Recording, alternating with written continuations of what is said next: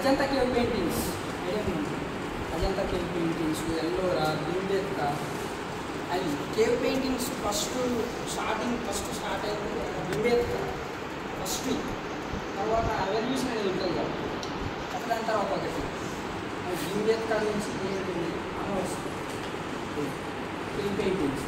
So మీకు idea ఉంటుంది అంటే చదువుకున్నాక ద ఎవల్యూషన్ ప్రాసెస్ ఆఫ్ ఆదిమానవులు ఇంగ్లీష్లో ఏమంటారు, ఆదిమానవుల నుంచి అయితే మన కాలం నడుస్తుందా. సో మనకు ఇప్పుడు ఉన్న ఫామ్లో ఆర్ట్ అంటే ఏంటిది, ఒక మెటీరియల్ అంటే ఏంటిది తెలుసు.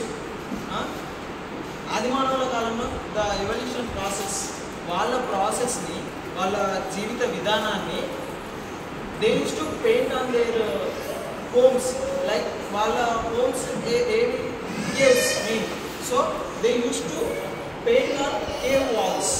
ఆ పెయింట్స్ కూడా మనకి ఇప్పుడంటే మనం కలర్స్ అని ప్రిపేర్ చేస్తున్నాం, కానీ ఇప్పుడు అట్లుండేది కలర్స్ అని ఉండవుగా. బ్లడ్ కానీ న్యాచురల్ కలర్స్, కొన్ని ఫ్రూట్స్ నుంచి వచ్చే ఆ కలర్ కానీ దానికి మిక్సింగ్ కావాలి. మిక్సింగ్ చేసి వాటినే ఆ కేవ్స్ మీద పెయింట్ చేసి పెయింటింగ్స్ అయితే. స్ట్రక్చర్స్ మాత్రం terracotta Indus valley civilisation. First మనకు ఒక సివిలైజేషన్ అంటే ఇప్పుడు ఆదిమానవుల నుంచి ఇట్లా అన్యూనిఫామ్గా నడిచింది టోటల్.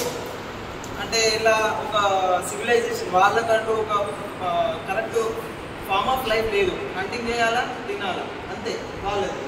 దాని తర్వాత ఎవల్యూషన్ ప్రాసెస్లో వాళ్ళకంటూ వాళ్ళకు ఒక గ్రూప్ క్రియేట్ చేసుకొని సమ్ ఈ వర్క్ ఇవి చేయాలి, ఈ వర్క్ ఇది చేయాలి అంటే సివిలైజేషన్. ఇక్కడ ఒక సివిలైజేషన్ అనేది ఫామ్ అయిపోయింది.